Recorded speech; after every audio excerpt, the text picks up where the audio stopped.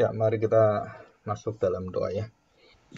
Kita mohon pimpinan Tuhan, kita akan belajar siapakah sebenarnya kita sebagai hamba dan Tuhan kita. Kita bersama-sama masuk di dalam hadirat Tuhan. Bapa, kami bersyukur jika kami bisa terus di dalam hadirat Tuhan, dalam kasih Tuhan kami dipimpin dan selalu tidak meninggalkan panggilan kami sebagai hamba-hamba, dan Engkaulah Tuhan kami, pemilik kami, dan segala sesuatu yang kami sudah kerjakan atau yang akan kami kerjakan dan juga sedang kami kerjakan, biarlah semuanya benar-benar adalah satu tingkah laku yang keluar dari hati seorang yang mengerti siapakah Tuannya, hati seorang hamba. Kami jujur di hadapan Tuhan, kami seringkali merasakan bahwa kamilah Tuhan atas hidup kami. Kami yang menentukan diri kami, dan dunia mengajarkan bahwa semua bergantung kepada aku. Dan semua usaha ditentukan dari dirimu. Dan dunia mengajar supaya kami juga mengajar anak-anak kami dan semua orang di sekeliling kami bahwa manusia bisa mencapai apa yang diinginkannya dengan kekuatan dan kemauannya. Tapi hari ini Tuhan, kami belajar bahwa Engkaulah yang sudah merancang kehidupan kami, Engkau yang sudah menetapkannya, dan dengan kekuatan kekudusan Tuhan dan kebenaran-Mu, Engkau memilih dengan kasih-Mu setiap kami yang menjadi milik-Mu, dan sebagai biji mata-Mu, Engkau melindungi kami, Engkau menopang kami. Dan disitulah kami sungguh-sungguh merasakan bahwa hati hamba itu adalah satu-satunya hati yang diterima oleh Tuhan. Kami serahkan hati kami Tuhan, jadikan kami sebagai hamba-Mu yang sejati. Di dalam nama Tuhan Yesus kami serahkan doa kami ini. Amin. Ya, saya mute dulu semua ya. Oke, hari ini kita belajar tentang hamba dan tuan. Ya, kita akan melihat di dalam tayangan ini ya. Hamba dan tuan. Nah, firman Tuhannya diambil dari Lukas 17 ayat 7 sampai dengan 10. Saya bacakan ya. Lukas 17 ayat 7 sampai dengan ayat yang ke-10. Tuan dan hamba. Siapa di antara kamu yang mempunyai seorang hamba yang membajak dan menggembalakan ternak baginya, akan berkata kepada hamba itu, setelah ia pulang dari ladang, mari segera makan.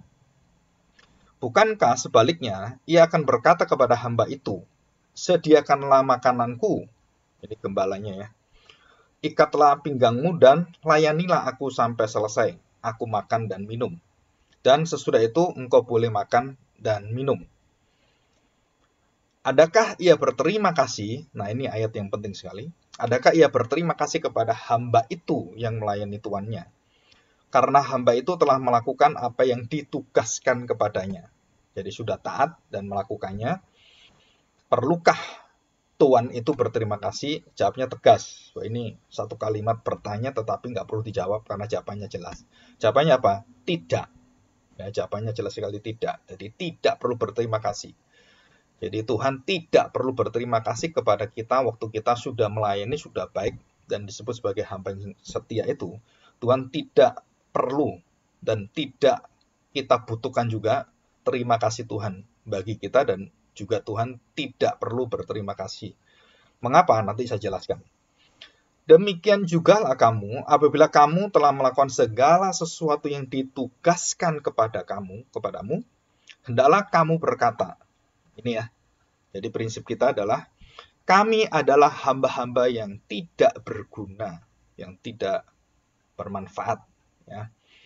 Kami hanya melakukan apa yang kami harus lakukan. Kami hanya melakukan apa yang kami harus lakukan. Dan kita lihat di sini seolah-olah hamba itu kasihan sekali, nggak punya kehendak, nuruti semua kayak budak gitu ya. Jadi dulos. Memang ditulisnya aslinya, bahasa aslinya nih budak sebenarnya. Dulos. Jadi pelayan yang bergantung sepenuhnya dan nyawanya, hidupnya itu milik tuannya. Jadi budak itu kalau bersalah atau ada sesuatu itu boleh dibunuh sebenarnya ya. Karena sudah dibeli harganya, nyawanya sudah dibeli. Nah, kita akan belajar hari ini mengapa Tuhan Yesus menceritakan gambaran ini tentang tuan dan budak ini ya. Nah, kita akan melihat ini. Siapakah Tuhan dan siapakah hamba itu? Nah, seringkali Yesus adalah Tuhan kita dan Allah kita. Tuhan yang berhati hamba. Nah, sebaliknya, kadang-kadang kita ini hamba yang berhati Tuhan. Jadi kita ini seolah-olah kita yang memiliki hidup kita, dan kita nggak pernah sadar bahwa dalam kehidupan kita ini, bahwa Tuhan kita itu bukan diri kita. Tuhan kita itu adalah ya Tuhan kita. Kita ini hamba. Ya, kita ini adalah seorang hamba. Nah, dari kalimat-kalimat ini ada hal yang penting adalah, nah, kita melihat bahwa apa yang ditugaskan Tuhan kepada kita sebagai orang percaya, pelayanan-pelayanan kita, bahkan yang mungkin bagi kita kadang mengalami satu pelayanan yang tanda petik ya. Kok saya sendirian, kok saya merasa bahwa semua itu ditimpakan kepada saya. Atau ada gereja-gereja tertentu yang memang secara rohani semuanya itu dianggap dilimpahkan kepada rohaniawan, kepada para hamba Tuhan gitu ya. Penginjil, pendeta itu. Nah, sehingga banyak sekali pekerjaan yang membebani mereka dan mereka merasa kenapa mesti saya sendiri gitu. Jadi merasa seolah-olah mereka itu bebannya terlalu berat, terlalu besar gitu. Nah, kenapa pekerjaan-pekerjaan pelayanan seperti ini itu seringkali membuat hamba-hamba ini itu keberatan. Hamba-hamba ini merasa bahwa seharusnya saya tidak dibebani seperti ini. Jadi ingin diringankan dan ingin kalau bisa itu ya dibebaskan dari pekerjaan pelayanan dan semuanya itu. Dan apa yang terjadi? Kita harus tahu bahwa ini bukan hubungan budak dengan tuan seperti di Afrika atau zaman-zaman perbudakan. Nah, ini beda. Bedanya apa? Karena kita dibuat nantinya oleh Tuhan adalah di dalam kehambaan kita, di dalam kehambaan Kristus itu, kita akan memiliki satu kemerdekaan yang sejati, satu kekuatan yang luar biasa, dan kita bisa mengalahkan perbudakan yang ada yang mengikat manusia. Jadi kalau kita memperhambakan diri kepada kebenaran, kepada Tuhan, maka kita akan dibebaskan dari perhambaan kepada dosa ini.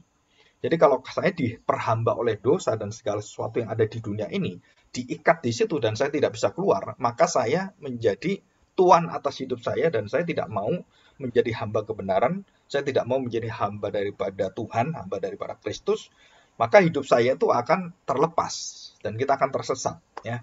Dan ini berkaitan dengan ayat pertama, pasal 17 ayat pertama itu tentang penyesatan. Jadi kenapa ada kehidupan yang menyeleweng seperti itu? Karena kita ingin mengatur diri kita sendiri. Dan karakter seorang anak Tuhan, jemaat, itu adalah yang ditekankan oleh Tuhan. Minggu yang lalu kerendahan hati kan? Nah, kerendahan hati itu hanya ada di dalam satu pekerjaan di dunia ini yang paling pas adalah budak, hamba. Kenapa? Karena dia harus tahu bahwa dia itu adalah seorang hamba, seorang pelayan. Kenapa seorang pelayan? Karena memang Kristus memberikan contoh, dia datang untuk melayani, bukan untuk dilayani.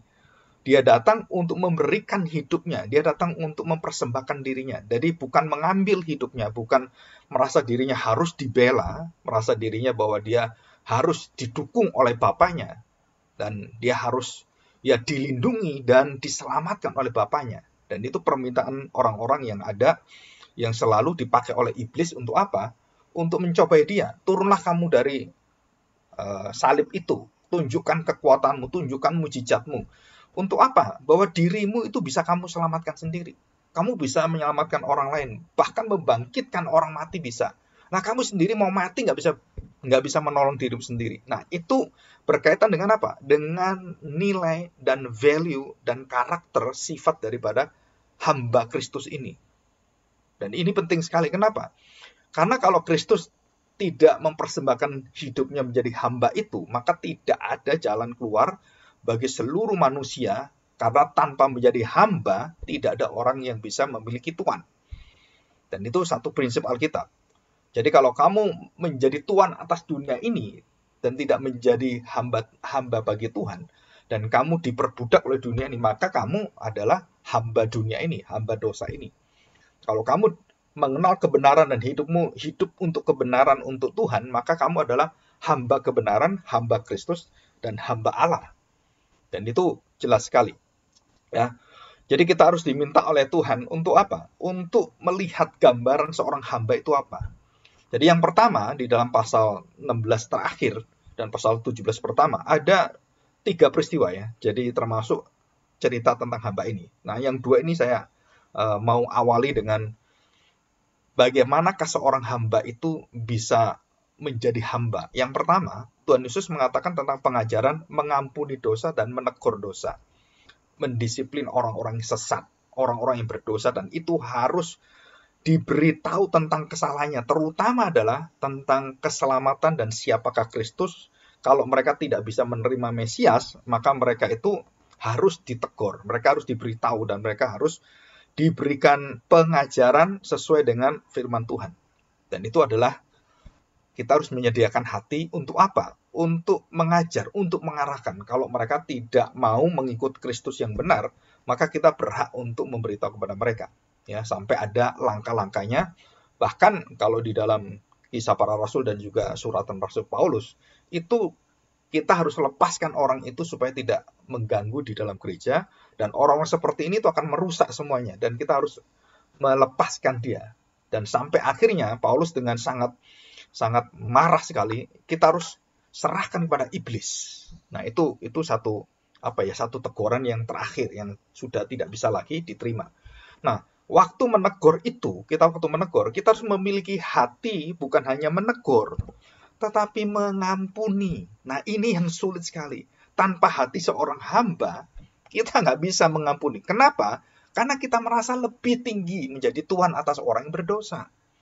Saya sekarang yang menegur kamu, saya tuannya. Saya yang berhak karena saya lebih tahu, lebih kudus, lebih suci, lebih ngerti firman Tuhan, lebih ngerti dari semua yang kamu nggak ngerti apa-apa gitu kan. Nah, di situ mengampuni itu berkaitan dengan hati seorang hamba. Mengampuni itu artinya menjadi sama dengan orang yang kita tegur. Di dalam posisi dosanya. Karena kita juga sama.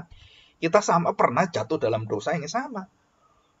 Jadi kalau kita belajar dari kehidupan kita menjadi bisa seperti ini, itu kan dari kita dari bawah. Dari kita melawan Tuhan, kita nggak taat, nah itu kita alami semua. Baru setelah itu kita menjadi anak-anak Tuhan, hamba Tuhan. Dan kita baru merasakan, wah luar biasa menjadi anak Tuhan. Nah kita harus tahu bahwa posisi kita itu dulu sama dengan mereka. Dan termasuk orang yang akan kita tegur dan di dalam kondisi keluarga Kristen, gereja Kristus, seperti itu ya. Nah, kita harus memiliki hati menegur. Tetapi, kita harus punya apa? Dasar dari menegur itu apa? Menerima kembali kalau mereka bertobat, mereka berbalik hatinya, maka kita akan mengampuni dengan apa? Dengan sebulat-bulatnya, sepenuhnya. Jadi tidak mengingat lagi, bukan melupakan ya, tidak mengingat lagi perbuatan dosanya. Apapun di belakang itu bersih. Dan ini sulit. Kenapa sulit? Karena seorang hambalah yang bisa mengampuni. Kalau dia merasa dia lebih benar, dia merasa dia lebih terhormat, oh saya merasa kedudukan saya lebih tinggi, nggak akan mungkin bisa menjadi hamba. Jadi semakin tinggi kedudukan seseorang di dalam kehidupan kita, baik jadi orang tua, mama, papa, atau jadi orangnya orang tua, atau jadi pemimpin gereja, atau menjadi penasihat dan juga orang-orang lebih daripada pemimpin yang punya pengaruh luar biasa di dalam lingkungan rohani, kita harus tahu bahwa semakin tinggi jabatan orang itu, dia harus dipersiapkan dengan apa? Hati yang mau mengampuni, hati yang mau menegur, dan dengan dasar hati yang menerima kembali, dan dia harus membuka kelemah lembutan itu, kerendahan hati itu. Nah di sini kalau tidak ada hati hamba, itu nggak mungkin. Jadi semakin kita nggak bisa mengampuni orang, itu artinya kamu semakin merusak kehambaan dalam dirimu. Kamu semakin menjadi Tuhan atas hidupmu, dan kamu menjadi Tuhan atas orang itu. Dan ini tidak diizinkan. Nah yang kedua, murid-murid itu ada masalah dengan iman mereka. Ya, pada ayat yang ke-6 ya. Nah, ayat ke-6 dari ayat ke-5 saya bacakan ini ya. Lalu rasul-rasul itu, kata rasul-rasul itu kepada Tuhan, tambahkanlah iman pada kami. Jawab Tuhan, ayat 6, Lukas 17 ayat 6, jawab Tuhan, kalau sekiranya kamu mempunyai iman sebesar biji sesawi, kecil saja, sebesar biji sesawi saja, kamu dapat berkata kepada pohon ara ini, terbantunlah engkau dan tertanamlah di dalam laut, dan ia akan taat kepadamu. Apa artinya? Artinya pada ayat keempat, ya ini artinya. Jadi kalau seorang tidak memiliki iman yang rendah, mempunyai kehambaan itu, dan meminta ditambahkan imannya, nggak akan bisa. Karena semakin ditambahkan pengetahuan dalam iman, iman itu semakin lumpuh. Semakin ditambahkan dengan kekuatan-kekuatan secara dunia, iman itu bukan semakin kuat. Ditambahkan uang, iman nggak makin kuat. Iman tidak pernah diperkuat dengan uang, tidak pernah diperkuat dengan perbuatan-perbuatan baik. Enggak. Tapi di sini, dengan apa? Dengan pengampunan. Nah, ini kita lihat ayat 4. Bahkan jikalau ia berbuat dosa terhadap engkau 7 kali sehari dan 7 kali ia kembali kepadamu dan berkata, aku menyesal, engkau harus mengampuni dia. Nah, orang-orang yang berhati hamba, memiliki iman, itu baru bisa menerima ini. Tapi rasul-rasul sulit sekali. Tambahkanlah iman pada kami. Kok bisa tambahkan iman pada kami?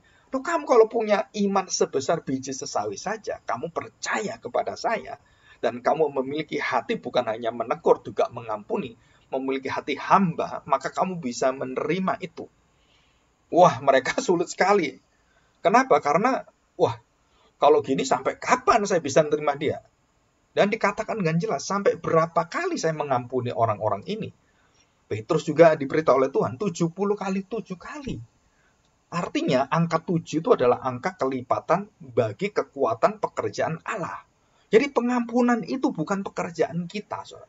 Pengampunan itu bukan sifat daripada manusia, dosa kita, daging kita, bukan. Kalau kita berdasarkan hati kita, emosi kita, diri kita, keakuan kita, nggak bisa kita selalu menjadi tuan. Kita nggak bisa jadi hamba.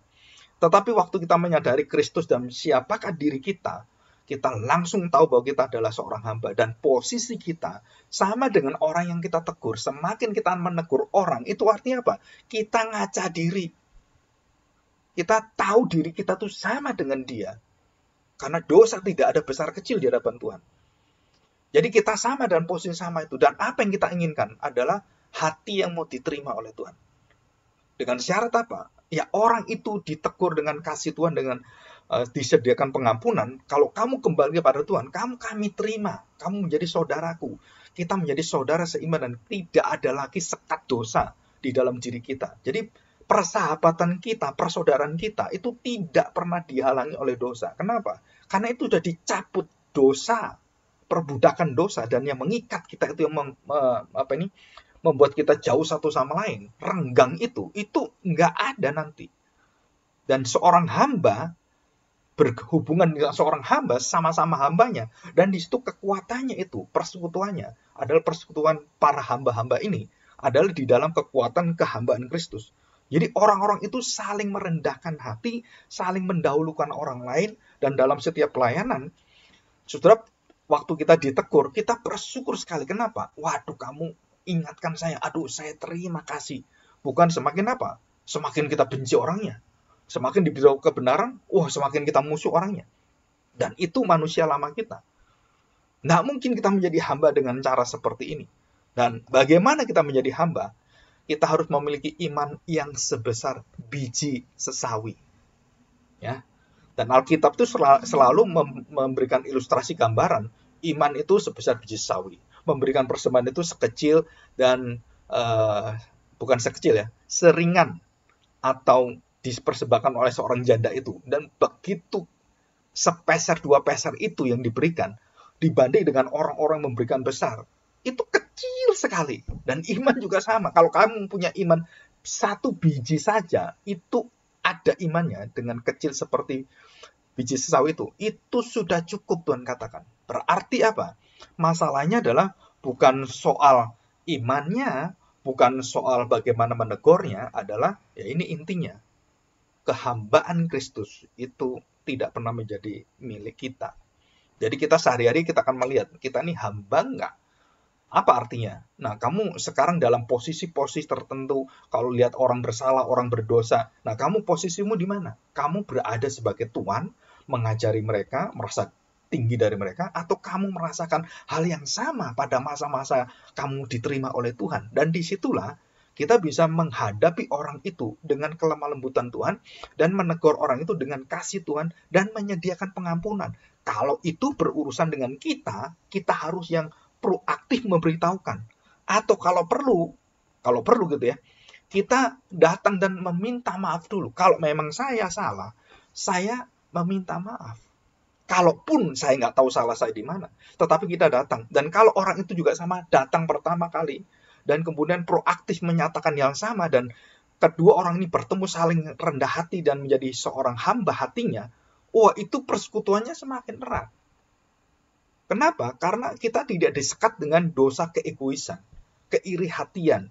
Wah, kebenaran diri sendiri lebih benar daripada orang lain, orang-orang yang berdosa, dan kita berada di tempat yang tinggi sekali. Enggak, itu harus dibawa. Tuhan katakan barang siapa yang meninggikan diri akan dihina oleh Tuhan. Barang siapa yang hina akan ditinggikan oleh Tuhan. Yang direndahkan manusia ditinggikan oleh Tuhan. Dan itu ada di dalam firman Tuhan. Jadi hamba itu menunjukkan apa? Satu ketundukan otoritas. Nah ini perhatikan ya, otoritas. Kalau taat, seorang hamba harus taat. Jadi hamba itu adalah otoritas diri, status diri, dia harus berada di bawah kuasa tuannya. Itu otoritasnya. Dirinya, beingnya ya. Being itu artinya jati dirinya. Yang kedua, hamba itu harus menjalankan ketundukannya, ketaatannya. Nah itu disebut sebagai taat atau setia. Jadi setia itu doing-nya. Kita mengerjakannya itu setia. Kita mengerjakannya itu dengan taat. Tapi kalau diri kita ini adalah tunduk dalam otoritas ilahi. Itu jadi diri kita. Seorang hamba harus tunduk dan dia harus taat, setia menjalani semuanya. Jadi perubahan dari dirinya lah yang dimulai, baru setelah itu dia berjalan melakukannya dengan taat dan setia. Jadi kekuatan sumber daripada kita melihat ketaatan seorang hamba itu ada atau tidak, itu jelas sekali. Yang pertama adalah bagaimana dia menegur orang dan apakah dia menyediakan hati mengampuni. Nah itu. Yang kedua, dia memiliki iman sebesar biji sawi enggak? Karena tanpa iman sebesar biji sesawi, kamu enggak akan bisa mengampuni seperti Tuhan mengampuni. 7 kali, 77 kali. 7 kali datang kembali dan 7 kali dia bertobat. Ya kamu terima. Artinya apa? Dia ini manusia ini yang memang berdosa seperti itu. Berulang-ulang dengan sempurnanya dosanya. Tanpa ada pengampunan sempurna. Dosa yang dilakukan dengan sempurna ini. Itu tidak bisa dibereskan. Hanya yang sempurna bisa bereskan. Apa itu? Pengampunan. Jadi kita menegur orang berdosa. Posisinya adalah kita menjadi hamba kebenaran. Hamba dari Kristus. Jadi waktu saya menegur, posisinya adalah bukan saya lebih tinggi dari kamu. Nabi-nabi waktu diperintahkan Tuhan, diutus oleh Tuhan, termasuk Maliaki. Kita sudah bahas masuk Maliaki ya, hari Sabtu itu, dan Jumat. Dia diutus oleh Tuhan untuk apa? Memiliki satu hati, bukan melebihi bangsanya. Bukan melebihi orang-orang yang dia tegur. Dia mengatakan, ayo mari bersama. Kita berkabung, kita bertobat, dan kita meratap pada Tuhan. Kita memohon pengampunan Tuhan. Nabinya pun ikut di dalamnya. Bukan nabi, ayo kamu bertobat, saya liatin gitu. Bukan. Nabinya pun ikut bertobat di dalam. Imam besar juga sama, waktu memberikan persembahan anak domba gitu ya, di depan ruang Maha Kudus dan di depan tabut perjanjian itu. Dia harus meratap di sana, dia harus menangis, dan dia harus mempersembahkan korban untuk dirinya sendiri. Baru setelah itu dia korbankan untuk bangsanya. Jadi bukan hanya dia mengatasnamakan bangsanya, terus dia merasa dirinya dia enggak ada dosanya gitu. Enggak, dia harus bereskan dirinya dulu. Jadi sebelum menegur orang, nah kita harus hati-hati ya. Kita kalau menjadi seorang, baik orang tua, baik pemimpin-pemimpin rohani, atau menjadi seorang hamba Tuhan seperti saya, itu harus mengoreksi diri apa? Sebelum menegur orang, kamu harus tahu betul, kamu itu ada balok enggak di matamu? Ada selumbar enggak di matamu? Jangan lihat selumbar di mata orang lain, kamu tahu. Tetapi dari dirimu kamu nggak tahu. Balok di matamu kamu nggak tahu. Jadi sebelum menegur orang dengan hati mengampuni, seorang itu harus tahu bagaimana kamu mengoreksi diri. Bagaimana kamu berhadapan di hadapan Allah. Jadi sebelum dia menegur orang, dia harus berdoa dulu. Dia harus berpuasa dulu. Dia harus menyerahkan hidup pada Tuhan. Tuhan pimpin saya. Saya tidak lebih baik dari dia. Tuhan ampuni saya jika saya nanti salah menegur. Dan waktu dia datang menegur orang itu, maka hatinya dia sudah tahu posisinya. Dia tidak lebih baik dari orang itu. Dia hanyalah hamba. Saya mengerjakan ini karena saya adalah hamba. Dan tidak lebih tinggi dari kamu. Kita sama-sama hamba di hadapan Tuhan. Maka di situ ada kesetaraan. kesetaraan perhambaan, kesetaraan persaudaraan. Jadi kita merasakan apa? Orang itu akan menerima kita. Kenapa? Karena dia tidak digurui, tidak dihakimi, tidak dihukum. Tapi dia merasakan apa? Dia dikasih, dia diterima, dia akan diampuni. Nah, ujungnya itu yang membuat orang-orang Kristen itu lebih daripada semua orang di dunia ini. Dan persekutuan mereka semakin indah dan semakin memukau orang-orang seluruh dunia. Dan itu terjadi dalam Kisah Para Rasul pasal 4. Mulai dari pasal 2. Seluruh persekutuan orang percaya itu mengagumkan orang-orang dan mereka ingin sekali menjadi orang Kristen. Kenapa? Karena di situ dosa dan kengerian yang ada, orang-orang yang hatinya yang busuk itu bisa menjadi harum baunya di hadapan Tuhan. Dan itu semua apa? Karena karya Kristus di dalam diri kita. Orang-orang yang memiliki hati hamba, tunduk, dan kita setia menjalankan. Dan kita bersyukur ini. Dan itulah sumber kekuatan kita, sumber bukti orang yang punya hati hamba adalah waktu menegur, dia punya mengoreksi diri, dan dia tahu posisi sama dengan orang yang ditegur, dan dia memberikan hati mengampuni, menerima kembali seutuhnya, dan tidak mengundat-undat, mengingat-ingat dosanya. Dan dia sudah tidak mengingat lagi. Dan dia terima seutuhnya. Dan itu ada satu sukacita yang luar biasa. Kenapa? Karena orang itu akan menjadi hamba seperti kita. Kita semua adalah hamba-hamba yang sama. Jadi, disinilah kunci yang istimewa. Apa yang dikatakan Tuhan Yesus tentang hamba. Nah, kita lanjutkan. Jadi, hamba itu dikatakan dia menjalankan semua itu sebagai kewajiban. Dan itu loh seorang hamba. Kalau kamu tidak menjalankan kehambaanmu, ya kamu bukan hamba. Kalau kamu merasa kamu dirimu Tuhan, ya kamu bukan hamba, kamu Tuhan, gitu kan? Dan kamu kalau menjadi Tuhan atas hidupmu, ya kamu menjadi Tuhan atas dirimu. Dan kamu akan tersesat. Dan kamu akan merugikan orang lain. Dan tidak bisa melakukan untuk dirimu. Jadi seorang hamba, dia tunduk, dia taat, dan dia setia melakukannya. Terhadap apa dia tunduk? Terhadap apa dia setia? Terhadap seluruh perintah tuannya. Nah, ini perlu dicatat. Jadi kalau saya sedang makan gitu ya, saya punya pembantu gitu. Ya, dulu namanya si Miss gitu ya. Miss, itu ada tamu, bukain pintunya. Dia lagi makan, dia taruh makannya. Nggak lakuin makan, itu ada tamu, tolong bukain pintunya. Nggak tahu ya, saya makan, tahu nggak? Ya, ini kurang ajar ini. Ini bukan hamba, ini bukan pembantu ini. Ini malah tuannya, tuan aja buka sendiri. Kurang ajar sekali ini orang. Nggak akan seperti itu. Jadi waktu dia dalam pekerjaannya, dia mengerjakan. Nah, semua kan pekerjaan untuk tuannya. Begitu tuannya memerintah, ini ada sesuatu yang harus kamu kerjakan. Dia letakkan semua dan dia kerjakan perintah tuannya. Walaupun dia mengerjakan pekerjaan tuannya, tapi dia diperintah, lepaskan. Kamu harus buka pintu, kamu harus melakukan ini. Dan dia taat, dia lakukan. Dan itu seorang hamba. Mendengar perintah Tuhan. Mendengar apa yang diperintahkan. Mendengar kehendak Allah. Apa yang ditulis dalam firman Tuhan. Dan kamu adalah hamba kebenaran. Hamba firman. Hamba Kristus. Jadi bukan perasaan saya, bukan kemauan saya. Tapi apa yang dikatakan firman Tuhan, itu saya mau pegang. Nah, pada saat itulah kita merasakan ada satu kemenangan, satu sukacita. Karena kita tidak lagi diikat dengan perbudakan dan kekuatan dampak daripada dosa itu. Ya, oke. Kita lanjutkan ya. Ya, perhatikan baik-baik. Kita melihat.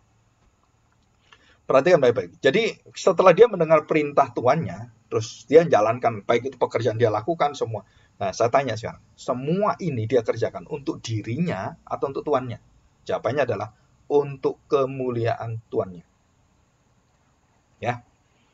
Untuk kemuliaan tuannya. Jadi maksudnya apa, Pak? Jadi waktu saya kerjakan ini, kalau untuk diri saya bisa merasakan saya bosan, saya merasa terbeban, dan saya merasa tertekan luar biasa, dan saya akhirnya memberontak kepada Tuhan saya. Karena merasa bahwa ini bukan kerjaan saya, ini bukan tanggung jawab saya, ini bukan kewajiban saya.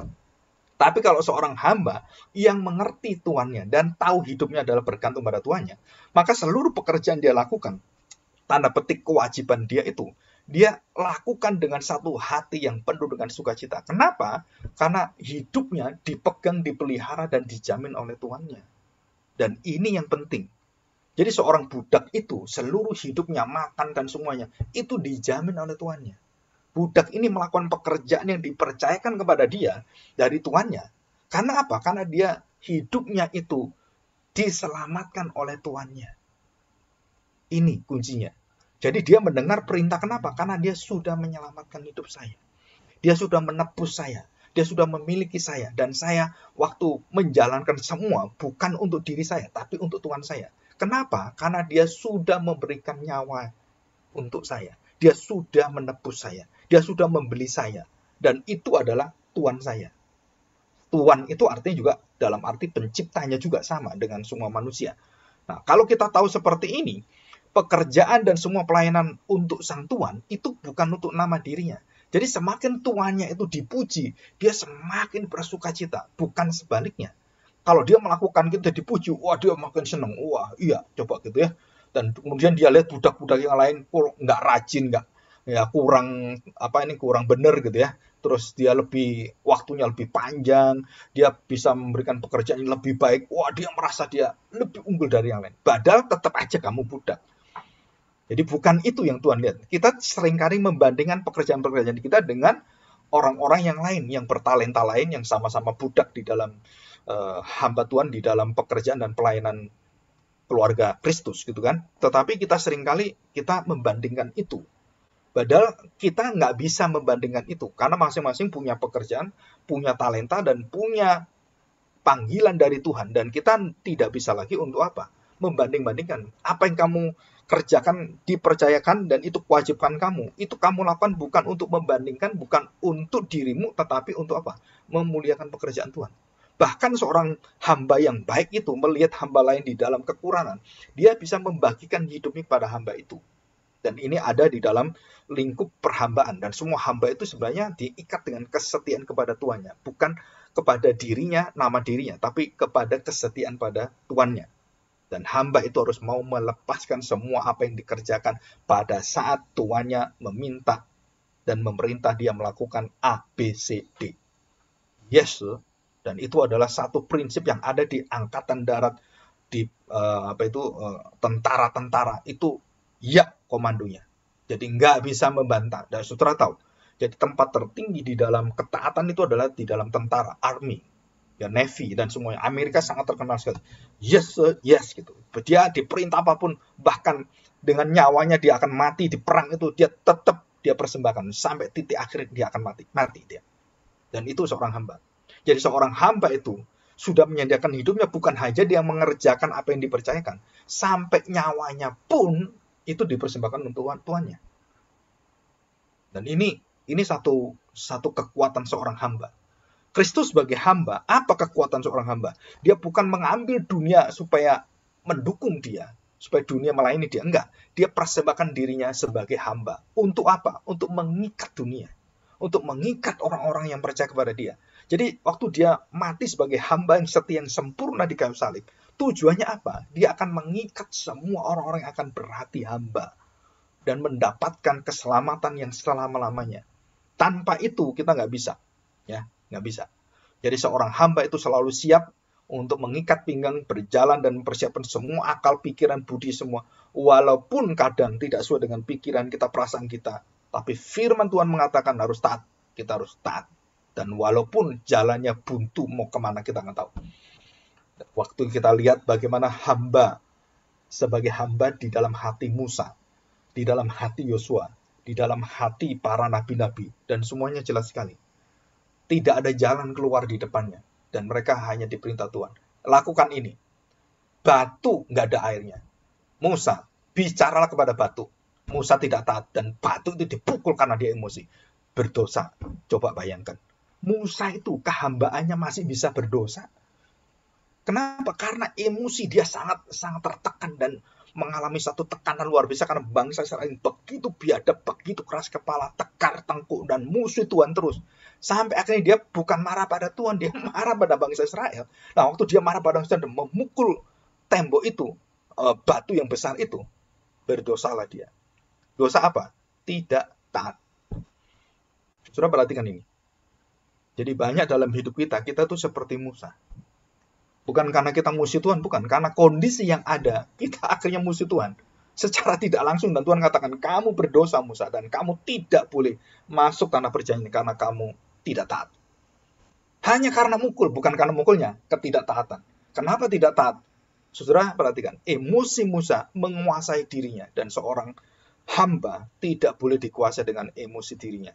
Seorang hamba harus memperhambakan emosinya juga, memperhambakan pikiran juga, taat pada firman Tuhan. Saudara, ada sesuatu kejadian yang sulit kita terima, dan begitu berat apapun itu nanti di masa mendatang. Baik itu keterpisahan, keterpurukan, kebangkrutan, semuanya. Saudara harus belajar memiliki hati hamba. Jangan seperti Musa, emosi, dan kemudian kita nggak tahan dan kita berteriak kepada Tuhan. Dikatakan, kamu berdosa. Ayub berdosa. Abraham berdosa. Adam berdosa. Dan semua orang berdosa. Dan hanya Kristus yang tidak berdosa. Hamba yang sempurna tanpa mencela Tuhan. Di dalam tekanan yang luar biasa sampai dia meminum cawan penderitaan. Dia seperti keledai yang keluh, yang berdiam. Seperti anak domba yang tidak bisa berteriak. Dia hanya berdiam sampai mati. Dan itu adalah hati seorang hamba. Ya. Nah, sekarang kita akan masuk yang terakhir. Mengapa Tuhan tidak perlu mengucapkan terima kasih pada kita? Ya, perhatikan. Semua pekerjaan hamba tidak pernah dipaksakan oleh tuannya. Ya, artinya bahwa mereka memilih tuannya dan dibeli oleh tuannya itu adalah satu sukacita. Mereka sudah dibebaskan dan dimiliki dari perbudakan yang sangat-sangat membuat mereka tertekan luar biasa. Sekarang menjadi budak seorang hamba yang menjadi tuannya adalah orang yang mengerti dia dan bagaimana mengerti mengatur semua, dan itu melepaskan dia dari segala perbudakan yang dosa itu, dan dia di dalam perbudakan di dalam kebenaran yang menyukakan hatinya. Ya. Tetapi perhatikan baik-baik ya. Tuan yang memelihara hidup hambanya adalah Tuan yang wajib mengucapkan terima kasih setiap kali orang itu melakukan pekerjaan bagi tuannya. Jawabannya Alkitab adalah tidak. Nah, kenapa tidak? Perhatikan. Kalau Tuhan mengucapkan terima kasih pada kita, artinya ada jasa kita yang diakui oleh Tuhan. Ada, bukan hanya jasa ya, ada kebaikan kita, ada upah. Dan kemudian kita melihat bahwa pekerjaan kita adalah diupah oleh Tuhan, baik oleh terima kasih, oleh penghargaan, dan lain-lain. Gitu ya. Nah, perhatikan baik-baik, anugerah ada atau tidak ada di dalam hidup orang percaya, itu menentukan dia menerima Allah dengan sempurna. Nah, kalau dia sudah menjadi hamba, dan dia kemudian mengharapkan ucapan terima kasih dari tuannya, itu tidak ada masalah. Tetapi tuannya tidak wajib dan tidak perlu memberikan ucapan terima kasih. Kenapa? Karena Allah tidak pernah berhutang dan tidak pernah membalas sesuatu kebaikan yang pernah dia terima. Saudara, ini penting sekali. Jadi Allah tidak pernah berhutang kebaikan. Allah tidak pernah berhutang persembahan. Allah tidak pernah berhutang apapun pada pekerjaan cara manusia. Manusia yang berhutang pada Tuhan. Manusia yang terus mengandalkan jasanya Tuhan. Bukan Tuhan mengandalkan jasa pada kita. Bukan Tuhan kemudian, oh kamu baik ya, ya saya ucapkan terima kasih. Jadi Tuhan kemudian bergantung pada pekerjaan kita. Tidak. Tuhan Yesus mengatakan Allah itu tidak pernah harus dan melakukan ucapan terima kasih kepada hamba-hambanya. Karena itu adalah haknya hamba, kewajiban hamba. Dan bagaimanakah tuannya itu menghormati hambanya yang sudah dibeli? Dia akan makan minum bersama. Dan itu menunjukkan bukan lebih daripada ucapan terima kasih. Itu menunjukkan bahwa kamu sudah satu rumah, satu keluarga, dan satu persatuan di dalam hidupnya Tuhan itu. Jadi hamba itu waktu diajak makan dan bareng dengan tuannya, itu menunjukkan bahwa Tuhan itu menerima dia bukan hanya sebagai hamba nanti, tapi sebagai anggota keluarganya, sebagai anak-anaknya. Dan itu ujungnya adalah makan bersama. Makan bersama itu budak itu kalau di zaman Afrika itu nggak boleh dipisahkan. Tapi waktu Yesus mengatakan, kamu makan bersama dengan aku setelah semua pekerjaanmu selesai. Dan kamu melayani aku selesai, di dalam khusus melayani aku waktu datang. Dan disitulah apa? Upahmu, tanda petik, ya kan? Yang akan kamu terima adalah, kamu menjadi keluarga dengan aku. Kamu menjadi anak-anakku. Dan itu terakhir. Jadi hamba adalah awal dari seluruh kehidupan manusia yang harus tahu bagaimana dia harus menjadi anak nantinya. Jadi anak-anak Allah itu dimulai dengan apa? Menjadi hamba-hamba Allah. Ingat baik-baik, waktu anak yang bungsu jatuh dalam dosa, apa yang terjadi? Jatuh dalam dosa. Dia mengingat hamba-hamba papanya. Ini rahasianya. Ia mengingat bagaimana hamba-hamba itu diperlakukan oleh papanya begitu baik, tidak pernah kekurangan makan dan penuh dengan satu hidup yang sukacita, damai sejahtera di sana. Dan dia yang melawan papanya, dia berada di luar dan dia mencari hidupnya, dia mau jadi tuan atas hidupnya. Dia ambil semua kekayaan dan dia berfoya-foya, hancur semuanya. Semua orang dia pernah baik dengan dia, yang pernah dia baiki, semua yang merasakan kenikmatan harta benda, kekuatan yang kekayaan warisan papanya itu habis semuanya. Setelah dia jatuh, siapa orang mengingat dia? Nggak ada, kecuali papanya. Dia ingat kebaikan papanya kepada hamba-hambanya, budak-budaknya. Dan papanya selalu baik dan setia kepada anak yang tidak setia. Dan waktu anak ini kembali kepada papanya, apa yang diinginkan oleh seorang anak? Aku ingin menjadi hamba. Ini kuncinya. Jadi saya datang, wah, bapaknya, waduh, terima kasih nak ya, kamu kembali, kamu bertobat. Aduh, Tuhan berkata pada orang-orang berdosa, terima kasih ya, kalian bertobat, kalian kembali pada saya. Itu Tuhan yang bodoh sekali. Kenapa? Karena Tuhan masa bergantung pada berbaliknya hati orang berdosa? Bukan. Kamulah yang bersyukur, bukan aku. Tuhan itu kebahagiaannya, sukacitanya, nggak pernah kurang sedikit pun. Ada orang atau tidak ada orang memuji dia, Tuhan tetap adalah Tuhan yang perlu dipuji dan layak dipuji, disembah. Nggak ada yang muji nyembah, Tuhan tetap Tuhan. Nggak ada yang memberi persembahan, Tuhan tetap kaya. Tidak ada yang mengucapkan terima kasih pada Tuhan, Tuhan tetap makhluk yang harus dijunjung tinggi sebagai yang memiliki segala sesuatu. Jadi di sini kita melihat bagaimana kita mengukur diri kita. Segala sesuatu yang kita ukur adalah, saudara, seperti anak sulung yang iri dengan anak bungsu. Kenapa? Karena dia mengukur semua dengan apa? Dengan sebagai tuan. Loh, saya ini melayani engkau. Kenapa kamu tidak menyediakan? Kenapa kamu tidak memberikan aku untuk bisa merayakan dengan teman-temanku?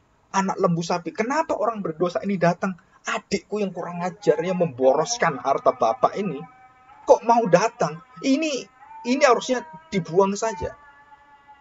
Harusnya kamu menghargai saya. Nah, siapa yang menjadi tuan? Siapa yang menjadi hamba?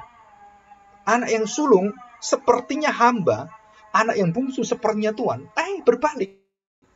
Yang dulu menjadi tuan dirinya sekarang menjadi hamba dan menyerahkan dirinya kepada bapaknya. Yang sulung melawan bapaknya dan menjadi tuan atas bapaknya, ngajari bapaknya. Saya ini coba lihat apa yang saya kerjakan. Masa kamu nggak mau terima kasih? Ya minimal merayakan ulang tahun saya lah. Kan gitu. Ini orang berdosa, umur seperti ini. Bapak kok sambut? Marahi dia harusnya. Bukan, saudara. Kenapa? Karena bapak itu punya hati hamba. Yang sulung tidak memiliki, yang bungsu tidak memiliki. Akhirnya dua-duanya diajar menjadi hamba satu sama lain. Dan itulah sukacitanya luar biasa. Jadi semakin saya melayani Tuhan, semakin saya mendulukan perintah Tuhan, kehendak Tuhan. Ingat, saudara, itu menunjukkan bagaimana kita akan mewarisi kerajaan Allah. Semakin kita mendahulukan kerajaan Allah, kita mendahulukan kepentingan Tuhan kita akan semakin disambut oleh Tuhan dan kita akan semakin bersukacita dalam seluruh pelayanan kita. Jadi tidak ada beban. Jadi semakin melayani, kita tidak semakin terbeban, kita semakin bersukacita. Semakin dipercaya pekerjaan-pekerjaan pelayanan, kita semakin bersukacita. Bukan yang sesuai dengan hati saya, yang mendatangkan keuntungan bagi saya, bukan. Tapi yang mendatangkan sukacita bagi Tuhan saya. Yang menyenangkan hati Bapa, menyenangkan hati anak, menyenangkan Kristus. Yang memuliakan kerajaan Allah, memuliakan namanya. Dan di situ kita mengerti seorang hamba satu-satunya jalan untuk mewarisi seluruh sukacita kerajaan Allah. Dan itulah kuncinya. Dan kita bersyukur hari ini kita mengenal hati hamba di dalam Kristus. Kita tahu bahwa seluruh pekerjaan kita, hidup kita, pelayanan kita adalah menyatakan kami hambamu. Dan kami jadi hamba-hamba yang tidak berguna. Hamba-hamba yang hanya bergantung sepenuhnya kepada Engkau. Dan tidak ada sesuatu yang melebihi daripada itu.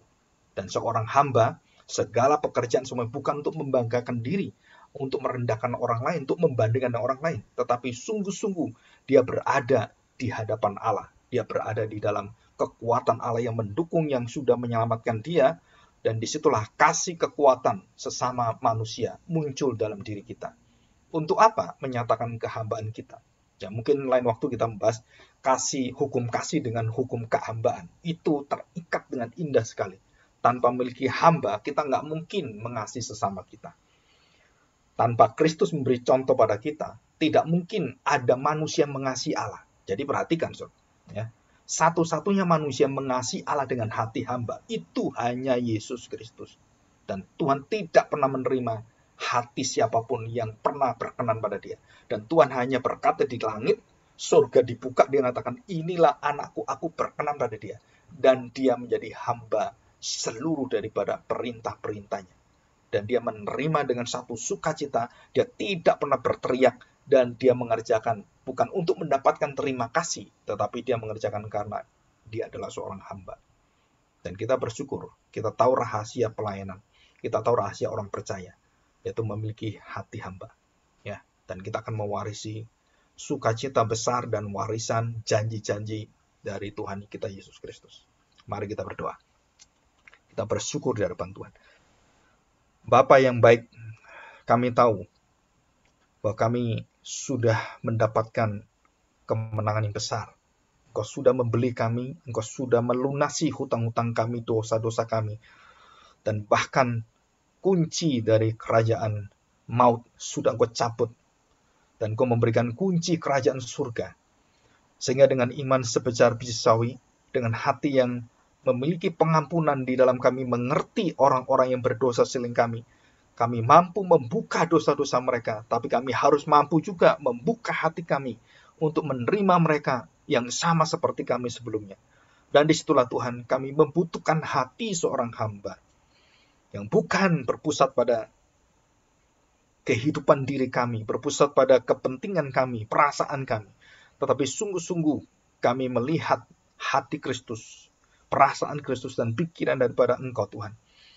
Dan disitulah kami memiliki kuasa yang tidak bisa ditahan oleh siapapun. Bahkan di dalam roh kegelapan, kejahatan semuanya, kasih itu mengalahkan seluruh daripada kejahatan. Kasih mengalahkan dosa, kasih menutupi daripada dosa-dosa itu.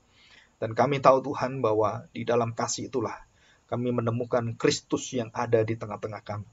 Kami bersyukur hari ini. Kami berterima kasih Tuhan.